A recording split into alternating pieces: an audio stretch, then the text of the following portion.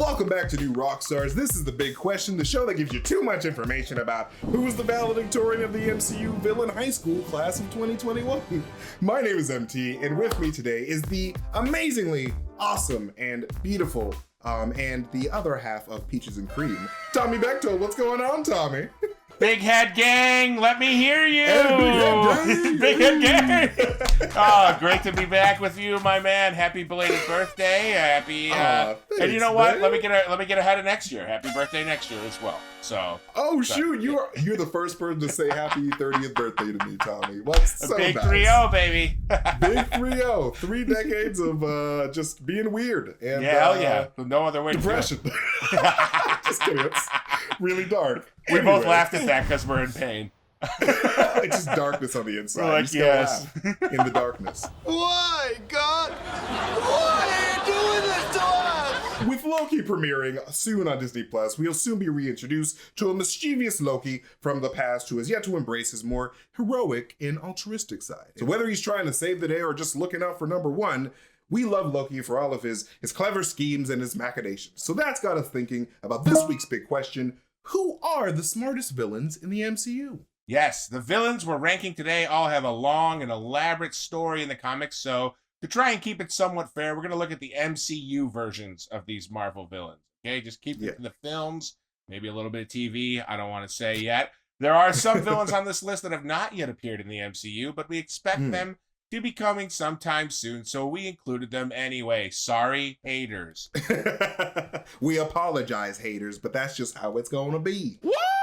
Our rankings today are based on intelligence, as well as cleverness and effectiveness of their evil plans. So, let's dive in with our first villain. The Mandarin, Wang himself from the upcoming Shang-Chi movie. Now, we don't know the exact extent of Wen Wu's intelligence until the release of the movie coming out later this year, but we imagine that he has to be fairly intelligent because of his experience. I mean, Mandarin is an ancient warrior king who has been inspiring people since back in the Middle Ages. So we know he's been around for a very long time, and he must have picked up some knowledge along the way. And he's managed to stay under the radar for most of the time he's been alive, pretty much. And our heroes were completely unaware of his existence for the most part until this point, because he's been more so like a myth figure than like really just like a main player. And it's pretty smart because he seemed to have a fairly successful empire. I mean, from the trailer, he's landing a helicopter into this huge base full of people, and I'm assuming he's paying them all. So he has to be very successful. Unless this is all a volunteer thing,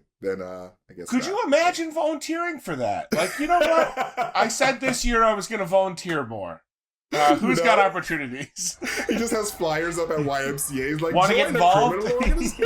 Is Is there something missing in your life? And of course, the Ten Rings is a very successful terrorist organization, and they're actually one of the first bad guys that we see in the MCU, of course. In Iron Man 1, the people that kidnapped Tony in the first place are part of the Ten Rings terrorist organization. So, they, you know, even though they weren't successful in keeping Tony Stark. My turn. They have been successful in other plots around the years, considering that they're still around even now in 2023 in the MCU. Yes, that's right. Yes. And of course, he possesses the 10 rings, which is in the movie, it tends to be like, I think it's more like the 10 like arm bracelets, which is kind of weird, but 10 bangles. Cool. Which so far appears to be a pretty smart move of his to utilize and have, because I feel like if you have the 10 rings, you have to be sort of intelligent to use them, because they don't seem like regular human technology. I think they probably like work with the chi of one's body and like all this stuff. So you kind of have to be a smart cookie to utilize those rings. So I like it. All right. Number 9 is a bad guy we haven't seen much of yet. We've only been teased, and that is Leader. We received a little sample of the Leader. We received just a little sample of Leader in the Incredible Hulk when Samuel Stearns is exposed to some of Hulk's gamma-irritated blood and begins to get that big brain energy. Big Head Gang. Head Gang again? Yes. Shit. Wow, we got a whole, we got a lot members now. Wow, this is huge. Just like our heads. So, will he be back anytime soon? Let's talk about what he's got going on. Super genius intelligence. He has a perfect memory and can recall any moment since the accident. He has a ton of potential. Theoretically, is capable of learning anything and mastering any worldly subject. Could you imagine that on a date? You go on a first date. The person tells you their interests. The second date, you literally know everything about it, so you can mansplain to them. Maybe that is not a good thing. Let me dial that back. That might be more of a curse than a gift. So he has the ability to predict outcomes, which gives him a tactical advantage. Let me know who's going to win these play-in tournament games in the NBA, please, leader, if you're watching this.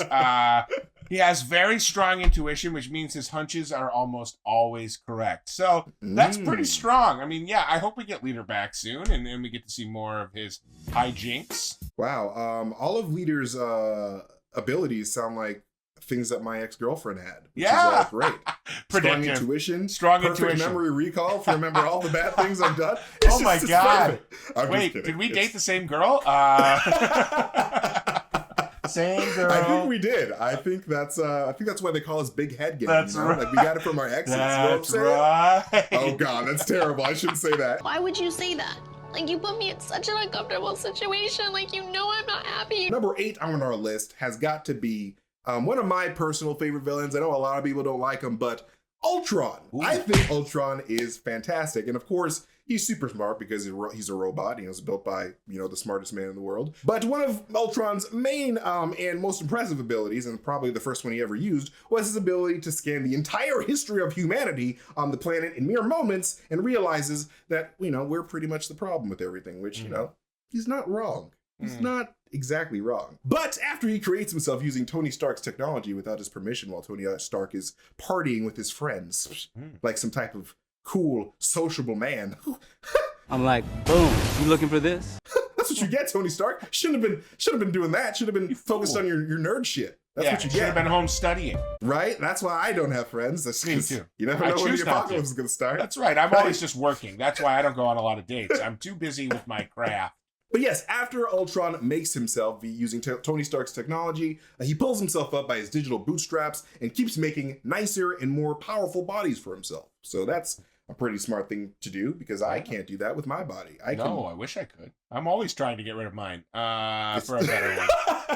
I'm trying to Freaky Friday with everyone. Anytime I shake hands with someone, I whisper a curse, Right. but it never works. And Ultron was able to develop his own machines and technology, giving himself powers such as telekinesis, which is just pretty damn cool, right? Wish I had telekinesis. Very cool. And he's able to go toe-to-toe in combat with the Avengers. And like one of my favorite sequences of that movie is when Cap and Ultron are fighting on top of that truck. It's pretty cool.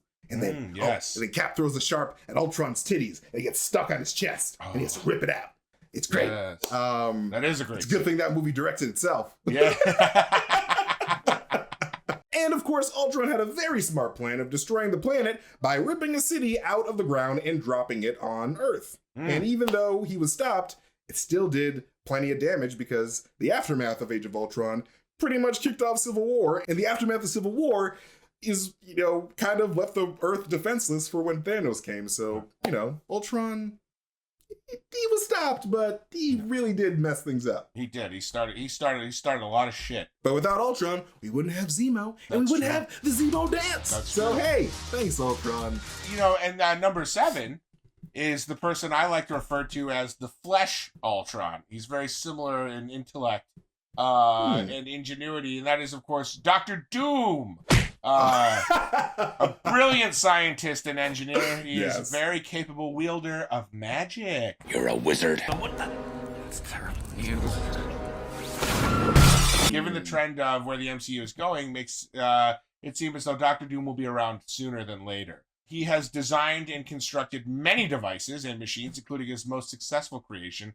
You know him, I know him, I love him, the Doombots.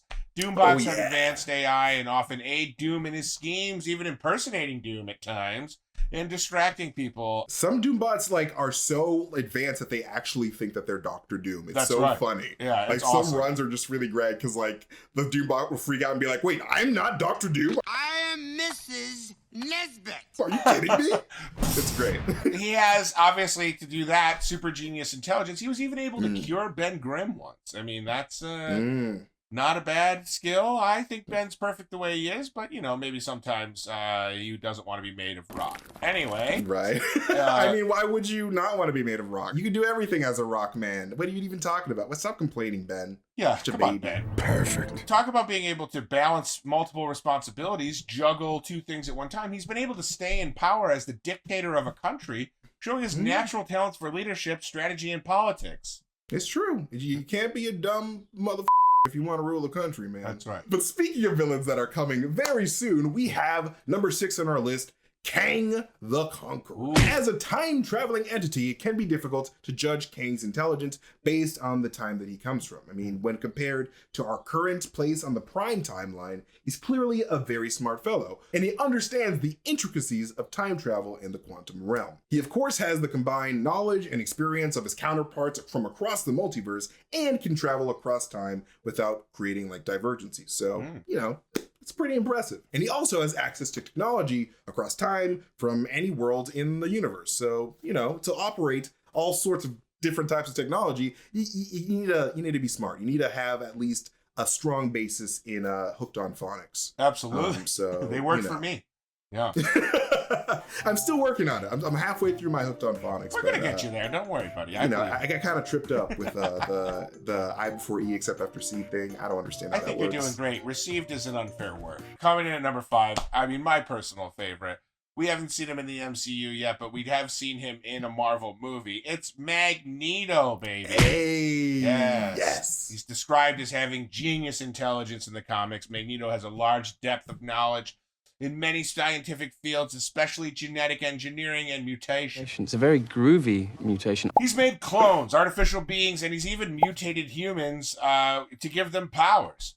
He's developed mind control devices as well as devices that suppress mutant powers. He speaks several languages. He's easy on the eyes. He's made many discoveries in particle physics. This guy can do it all. He has designed magnetically powered aircraft and spacecraft and space stations. He's made things that are sabotage devices that have metal in them so that he can manipulate people. He's a dutiful planner and a brilliant strategist, and I'm lucky to call him my best friend and brother. Ladies and gentlemen, Magneto.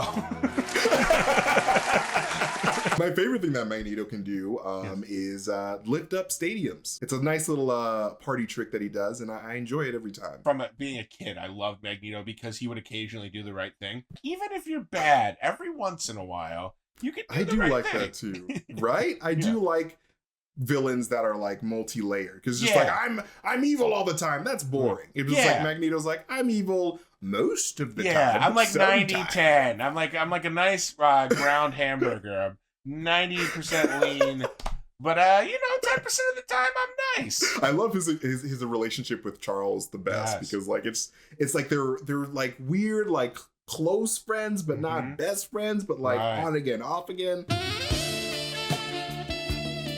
It's great. It's just kiss already, honestly. I know, my God. And please, I think Patrick Stewart and Ian McKellen have kissed, so that's right. I love their relationship in real life. So you know what? Just make him kiss in the comics. Who cares? It's fine. That's a good number 5. I do like that. But for number 4, we got to talk about him. Yeah. And I know some people might be upset that he's just at number 4, but Baron Zemo, man himself, he is a goddamn genius. Yes. He is a calculating villain with no enhanced powers, but has orchestrated the series of events in Civil War, which of course destroyed the Avengers from the inside out and made the Earth not ready for Thanos' arrival, and has killed more super soldiers than anyone in history. He just finds them out and he just hunts them down and kills them. That's just his main hobby. People get mad at him for murdering super soldiers. I'm just why? Why are you judging this man? Don't kink shame him. Never let anyone dull your sparkle, Zemo. Don't let your dreams be dreams. I'm just kidding. Please don't murder anyone, people. I'm not giving you permission to murder. They're like, MT and Tommy said we could. We have to testify at 50 murder trials over the next 5 years. And of course, his biggest and most smartest thing that he's ever done is use the Winter Soldier as his personal weapon. He literally found out how to activate this ancient weapon and use them as his own personal weapon. And that's some gangsta shit. Supercharged. I love Zemo. He's one of my favorite characters in the MCU. But he's not ranked above this next character. Having this character be your favorite is like having the Yankees be your favorite baseball team. It's not sexy, but it is a pathway to success. Like, you are going to be happy ultimately as a fan. It's Loki, baby. It's Loki. It's our favorite God of Mischief. Loki is clearly one of the most clever strategists in the MCU.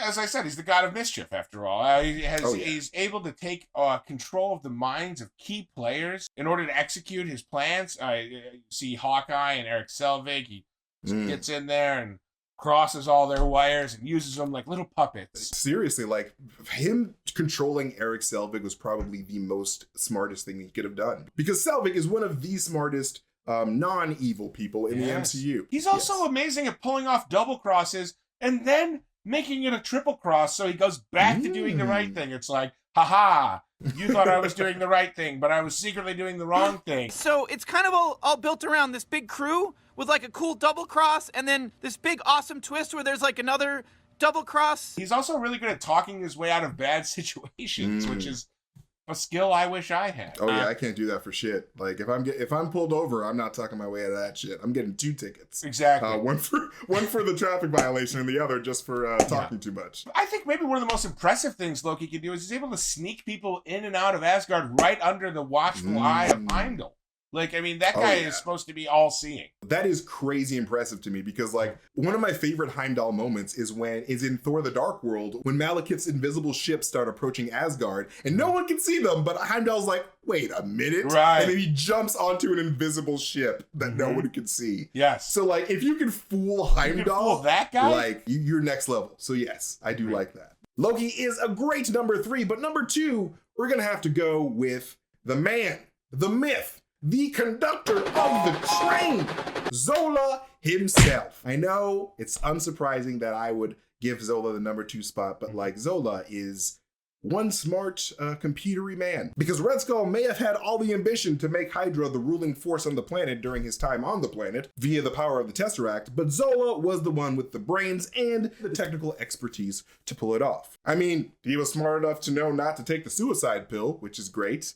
And he was able to orchestrate Hydra's actions while working directly under the nose of S.H.I.E.L.D. Of course, this happens between the events of Captain America 1 and Winter Soldier when the United States take him in to work on various nerd stuff. They needed some nerds, and so they're like, hey, you worked for Hydra. Come on in, we can trust you. You couldn't trust him. No. And he basically figured out a way to be immortal through his ability to digitize his consciousness. So even though Zola is technically dead, the consciousness of Zola is still around to terrorize everyone, which is great because we need some more Zola. I do awesome. miss Zola. I love that he's around. All right, number 1, probably inevitable, just as he says, is of course Thanos, the Mad Titan. Yes, he's probably the smartest villain in the MCU. I would say it's tough to argue with his track record and success. He's the king of delegation.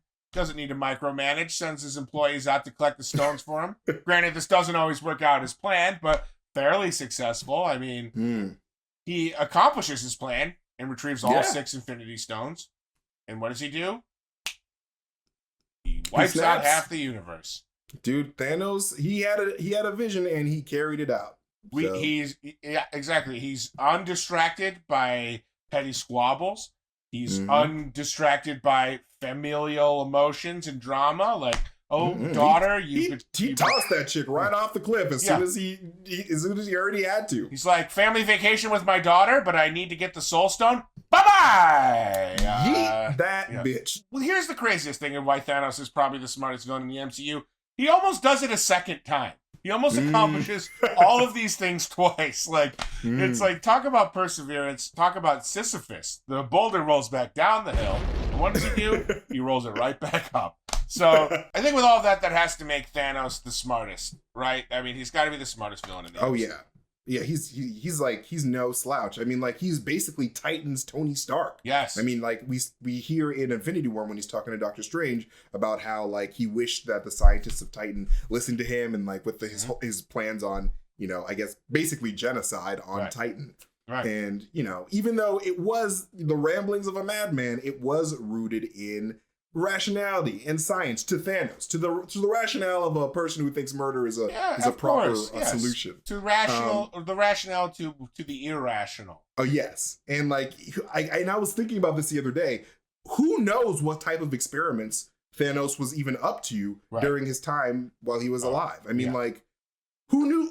And who even knows what was on that ship that crashed onto the planet during the events of it, during the final battle in Avengers Endgame? What if he was experimenting with some Venom symbiotes? Yeah. You know, like, he's a scientist through and through. Never forget that Thanos is a scientist, and you don't know what's on that ship. So we could be getting some Venom on that ship. Who knows? That would be amazing. But yes, that was great, and we are going to dive into our bite-sized questions next. But first, of course, we got to do a word from those amazing people that help bring Big Question to you guys, because, I mean, that's just what we do. And one of the people that do that is, of course, Cut Clothing. Now, whether your coworkers are just seeing you over a Zoom screen or in person, you need to look professional, and dressing competently tells people that you are competent yourself. Though, you don't have to sacrifice comfort for timeless style, and for that, there's Cut's Clothing. The folks at Cut's Clothing have taken a classic men's fashion staple, the plain tee, and refined it, combining premium quality with a minimalist aesthetic. Cut's founder, Steve Borelli, reinvented the t-shirt and made what GQ magazine calls the only shirt worth wearing. Their signature Pika Pro Tri-Blend tee is a bold new take on a classic design. I have some Cut shirts myself, and not only do they make me look great, but they make me feel really nice on the inside too. It's just a nice fit. It feels good on the skin. Now, I don't really have to go to important business meetings all that often, but if I did, I would not feel out of place in a Cut's shirt because they're just that good. It's not just a lifestyle, it's not just clothing, it's office leisure apparel for the sport of business. Get 15% off your first order by going to cutsclothing.com/bigquestion. That is cutsclothing.com/bigquestion for 15% off the only shirt worth wearing. Even if it's easier now to leave the house and go places, it doesn't mean running some errands is necessarily fun. Like needing to go to the pharmacy to pick up prescriptions. I don't need them to know my face when I pick up my shameful prescriptions. I need that to be discreet.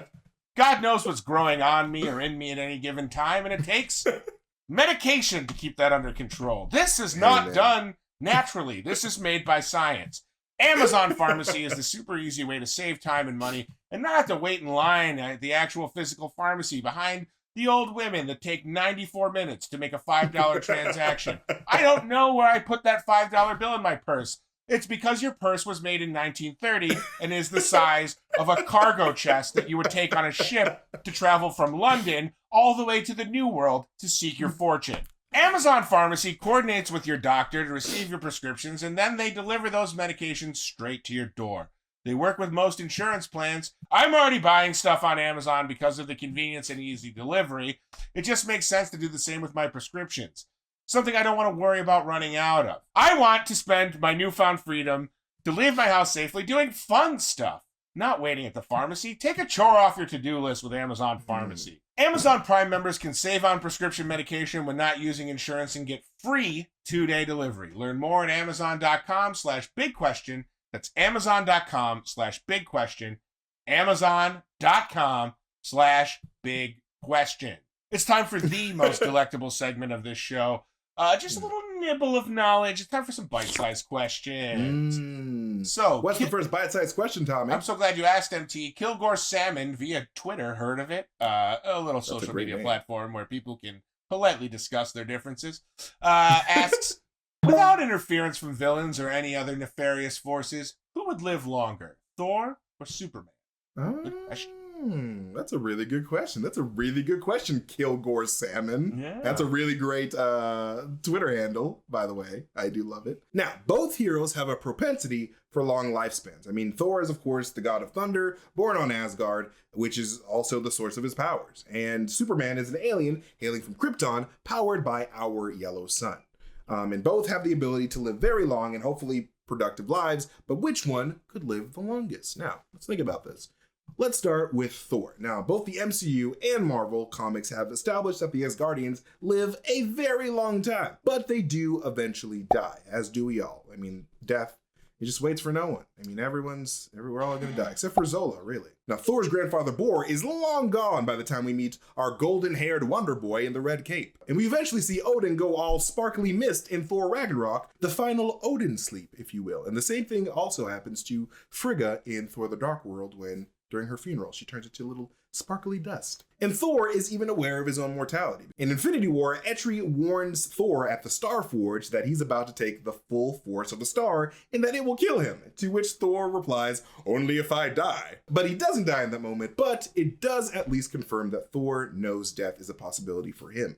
And of course, watching everyone die at the beginning of that movie is definitely a big hint that death is a possibility for Asgardians. Mm-hmm. In the comics, Thor has died and been reborn, so he's a little bit more mortality elastic there. Though Thor's death does create the paradox that we love so much, because if Thor dies and is then reborn, is that the same Thor or a new Thor or the Thor of Theseus? You know what I'm saying? WandaVision, WandaVision.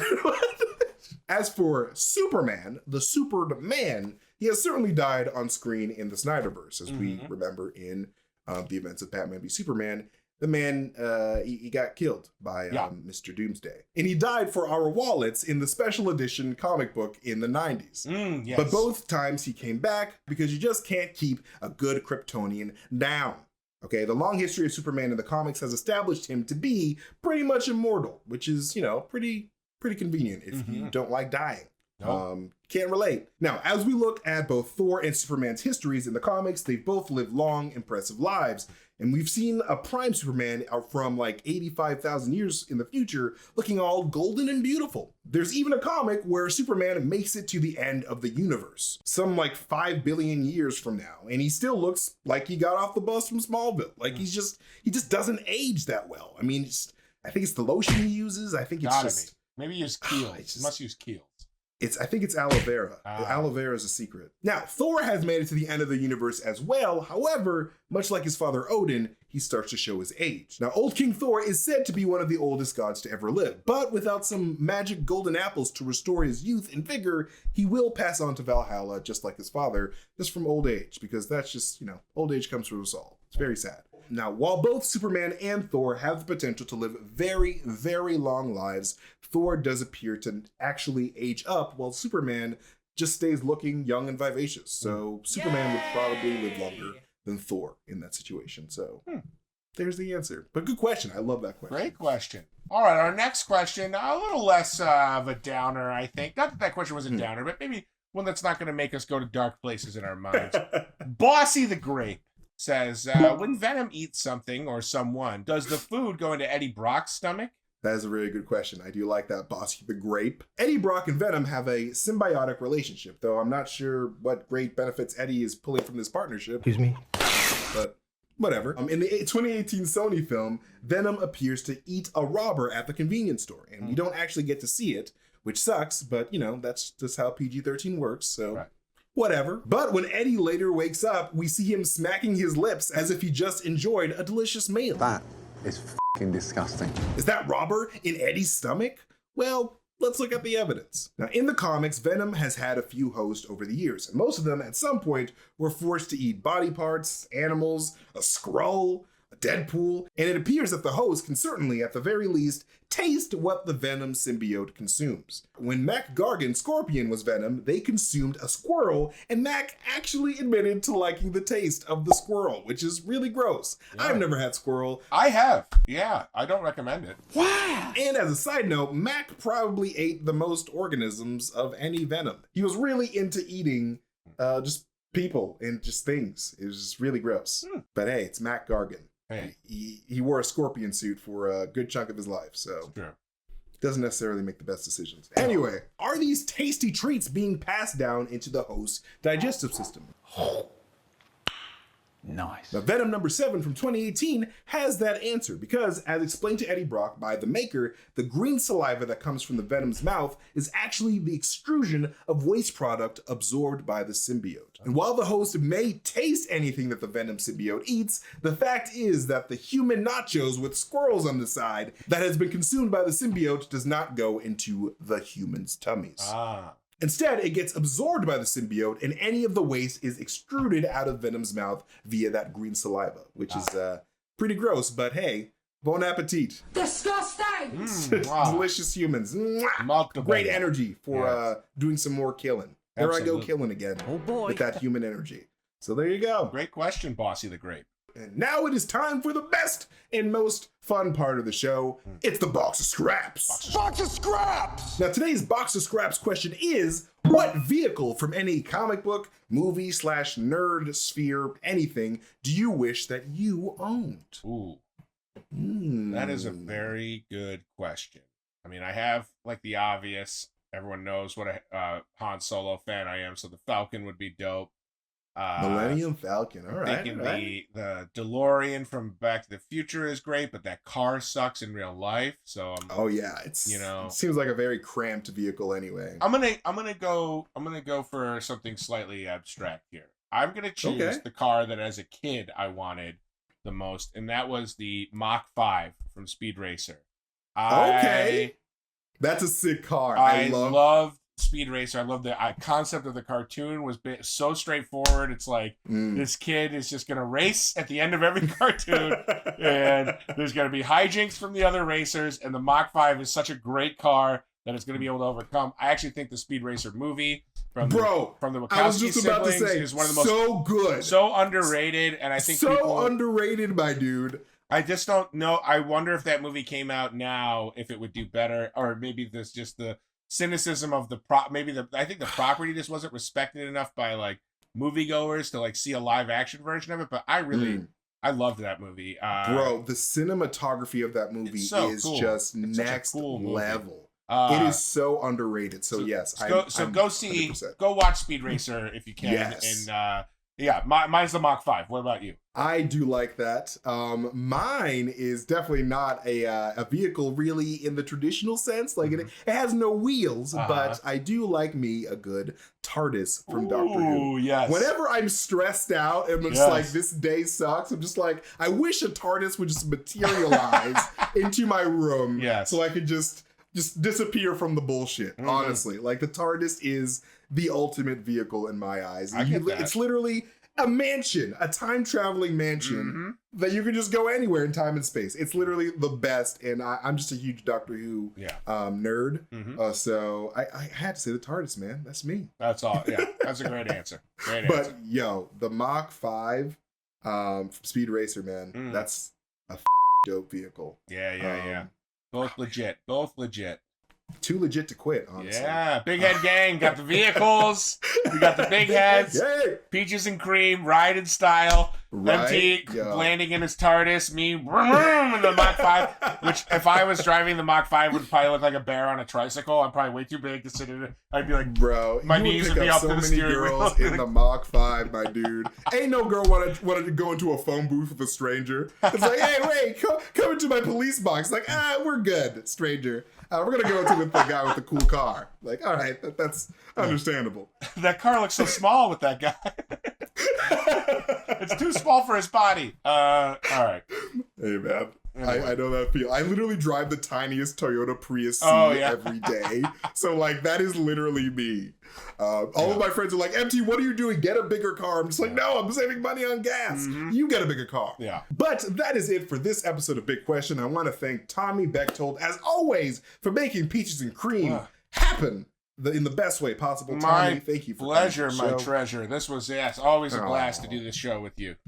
Thank you. Follow Tommy, of course, at Tommy Bechtold, wherever you can find him. Follow me at MasterTainment, but most importantly, follow New Rockstars wherever we are, especially on YouTube, where you can hit that notification bell so you can get notifications whenever we upload dope shit, which is 24/7, 365. Send your big questions using the hashtag BigQuestion and subscribe to our podcast feed wherever we have podcasts and give us a nice rating and review because that shit helps a lot. Seriously, any rating or review that you can give, please do because we would appreciate that so much. And we will see you guys next time. Bye. Take it easy.